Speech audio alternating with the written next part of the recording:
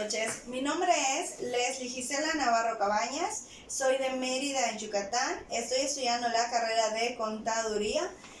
Y a continuación les voy a presentar mi proyecto integrador de la materia de impuestos de personas morales. Espero que sea de su agrado. Bienvenidos.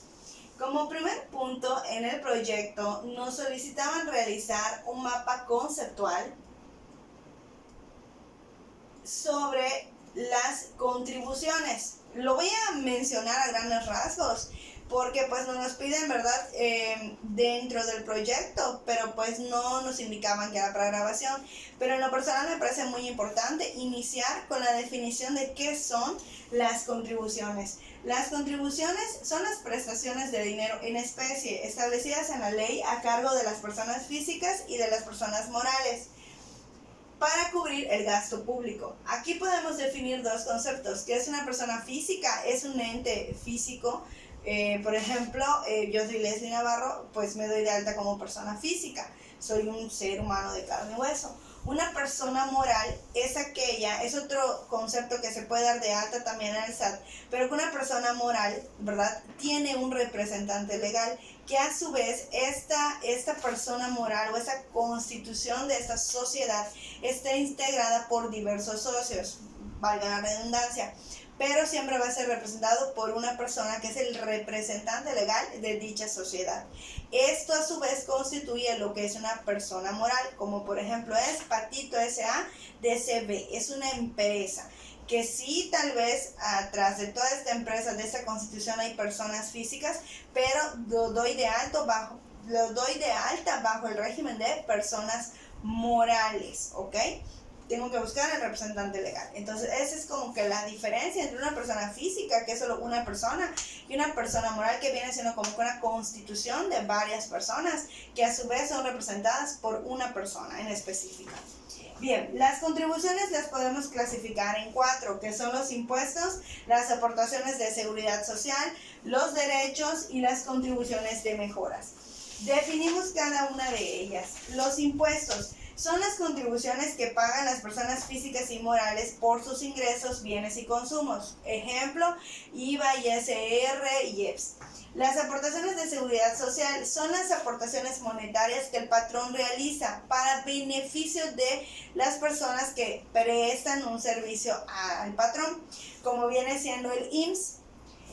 Las contribuciones de mejoras son a cargo de las personas físicas y morales que se benefician de obras públicas, como por ejemplo pavimentación de calles. Y los derechos es el pago por el uso o aprovechamiento de los bienes del dominio público, ¿ok?, de la nación. Ejemplo, el uso de puentes federales. Entonces, las contribuciones son pagos en especie, sí, pero se clasifican en 4. Pueden ser en impuestos, en aportaciones de seguridad social, en contribuciones de mejoras y de derechos. Bien, ¿qué elementos necesitamos? Pues el sujeto, el objeto, la unidad fiscal, la cuota de contribución, la tasa de contribución, la tarifa de la contribución, fundamento, causa de la contribución y fuente de las contribuciones. Otro punto también que nos pedía el concepto era, ahora sí, que la estructura de la ley. ¿Cómo es esa estructura de la ley que regula? En primera instancia está la Constitución Política de los Estados Unidos Mexicanos, que también recibe el nombre de Ley Suprema. En segundo punto, los tratados internacionales de derechos humanos, que son acuerdos internacionales. Los tratados internacionales, pero son los acuerdos internacionales entre México y otros países que son por escrito. Las leyes generales y demás leyes federales. La Constitución y leyes de entidades federativas derivadas de nuestra Constitución y las leyes municipales. Esa es la estructura en cuestión de las leyes. Eso a grandes rasgos es lo que nos pedía el primer concepto, que nos decía realiza un mapa conceptual. Ahora sí, empezamos con los puntos de la grabación. Como primer punto nos preguntan, ¿cuáles personas morales no están obligadas a realizar la presentación de las declaraciones del ISR? Las personas morales que no están obligadas a la presentación de las declaraciones del ISR son aquellas que tienen fines no lucrativos, que no van a lucrar. Dice, son las de fines no lucrativos cuyo fin principal no es el económico ni obtener utilidades, sí o porque fueron creadas con otro propósito. Cuando yo realicé este proyecto y en específico esta pregunta, se me vino a la mente la cuestión del Teletón, ¿verdad? Que si bien es cierto, en años anteriores toda la población depositaba pues para ayudar a esta noble causa. Pero luego se empezó a realizar, de unos años para acá, se empezó a realizar una campaña en la cuestión que le informaban a la gente, ¿verdad? Que no estaba informada sobre estos temas, que en realidad es que el Grupo Televisa aporta cierta cantidad de dinero, ¿verdad? A esta sociedad no lucrativa. Esto exonera o exime al Grupo Televisa, ¿verdad?, de estos pagos de los impuestos del ISR. Viene siendo una estrategia fiscal que jurídicamente hablando no está mal porque está cumpliendo con todos los requisitos que establece nuestra propia ley. Pero pues como bien lo dije, son estrategias fiscales que en ocasiones los empresarios realizan. Ahora sí que pues para cuidar sus intereses y no eximirse de presentar esas obligaciones. Que al fin de cuentas, pues Teletón, ¿verdad?, tiene sí una causa, en lo personal yo pienso que muy benéfica, ¿verdad?, para todos estos niños que carecen o que tienen esas discapacidades, y yo no lo veo mal. Lo veo como que simplemente lo que está utilizando el Grupo Televisa es una estrategia fiscal, pero al fin de cuentas pues está ayudando a la población. Pero sí, cuando esto se empieza a informar, pues mucha gente que desconocía del tema, pues deja de aportar. Entonces ahí vemos, ¿verdad?, que podemos caer en un conflicto de opiniones, porque pues cada quien piensa como quiera. Pero al fin de cuentas, pues sería un ejemplo de esta situación que estamos mencionando ahorita, que son las personas morales no obligadas a presentar dichas declaraciones, pues son estas, las de fines no lucrativos. Y el ejemplo de esas es el concepto de sindicato, los colegios de profesionales y las instituciones de asistencia o beneficencia, que el Grupo Teletón caería en las instituciones de asistencia o beneficencia, porque nos dice que son grupos vulnerables por edad, sexo o problemas de discapacidad. Y esos son los ejemplos de las personas morales que no están obligadas a realizar las declaraciones del ISR. La siguiente pregunta nos dice: ¿en qué casos al momento de expedir una factura se incluye la retención del ISR y la retención del IVA? Ok, se entenderá por traslado del impuesto al cobro o cargo que el contribuyente debe hacer a las personas que adquieren los bienes, los usen o gocen temporalmente o reciban los servicios. El cargo debe ser de un monto equivalente al impuesto establecido en esta ley. Bien, ¿cómo podemos calcular el IVA?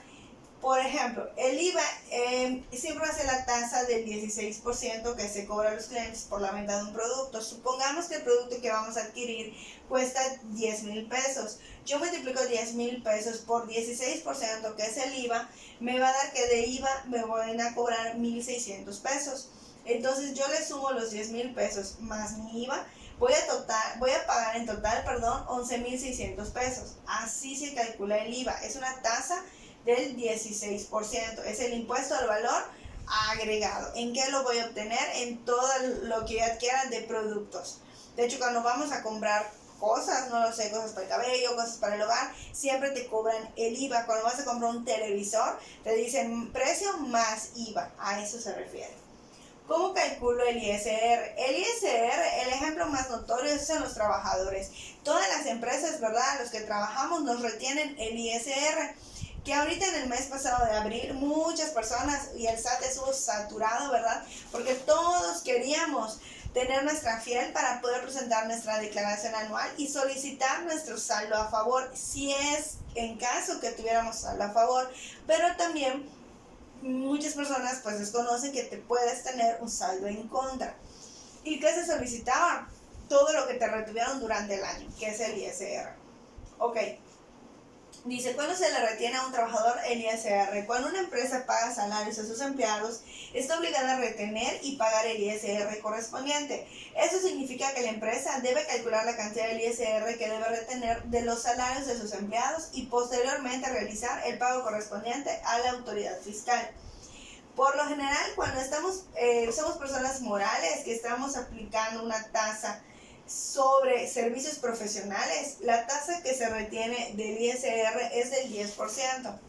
Y pues la calculamos prácticamente como calculamos el IVA. Y vemos en las diferentes etapas en las cuales se puede retener el IVA, ¿verdad? Cuando adquirimos pues nuestra casa, cuando tenemos servicios de transporte, es la retención del IVA. ¿Ok? Y tenemos que hacer 10%. Bien, la siguiente pregunta nos dice,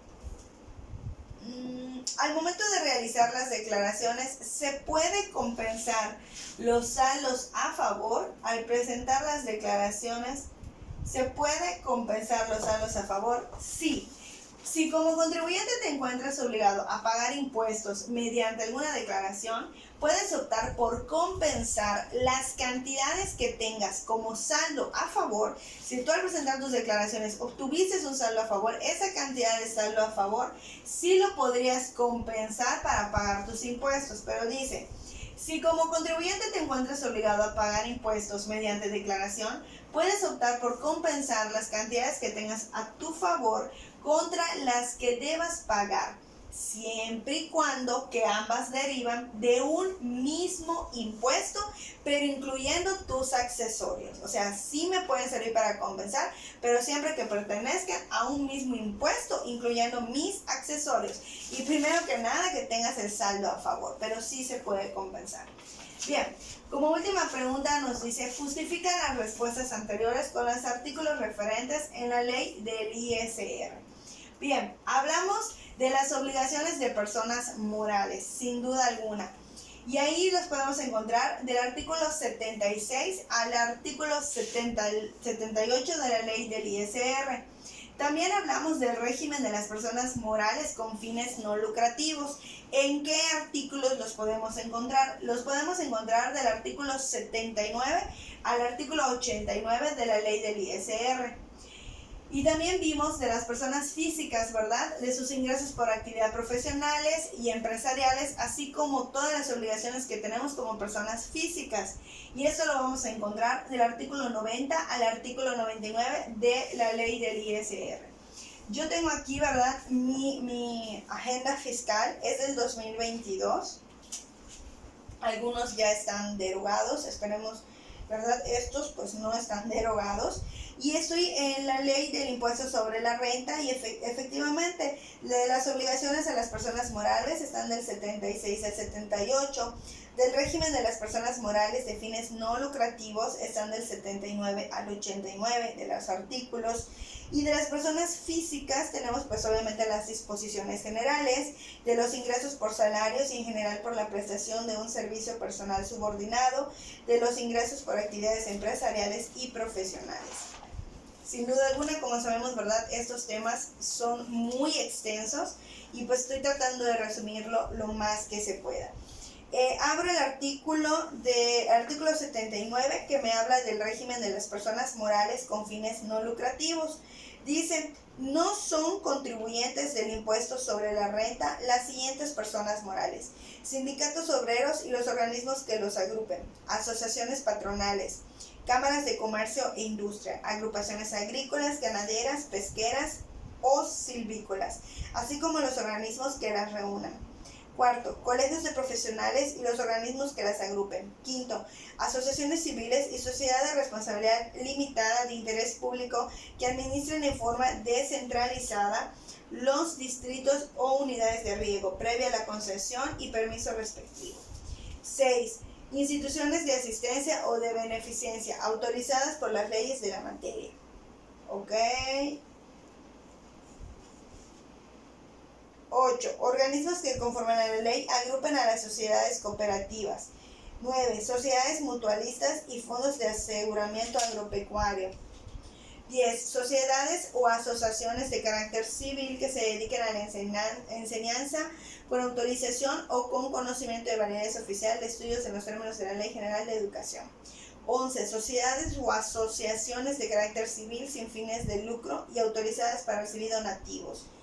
12. Asociaciones o sociedades civiles organizadas sin fines de lucro y autorizadas para recibir donativos dedicadas a las siguientes actividades: promoción y difusión de música, el apoyo de las actividades de educación, la protección, conservación, restauración y recuperación del patrimonio cultural.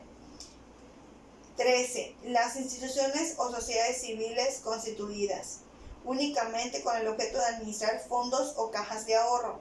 14. Asociaciones de padres de familia constituidas y registradas en los términos del reglamento de asociaciones de padres de familia.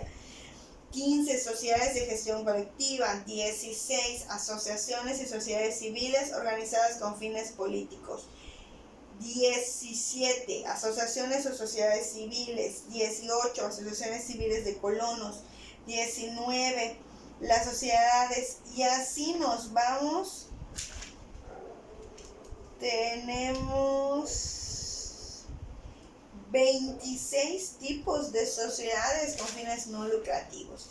Entonces, bueno, acá solo nos piden mencionar en qué artículos, ¿verdad?, fundamentamos lo antes establecido, y pues son los artículos de la ley del ISR. Bueno, esa materia sinceramente es muy extensa y así nos podemos llevar muchas horas, ¿no?, explicándolo, pero pues el video nos limita a un tiempo. Traté de agruparlo y de explicarlo y de abreviarlo lo mejor posible. Espero que haya sido de su agrado. Fue la presentación de mi proyecto. Muchas gracias por su atención y buenas noches.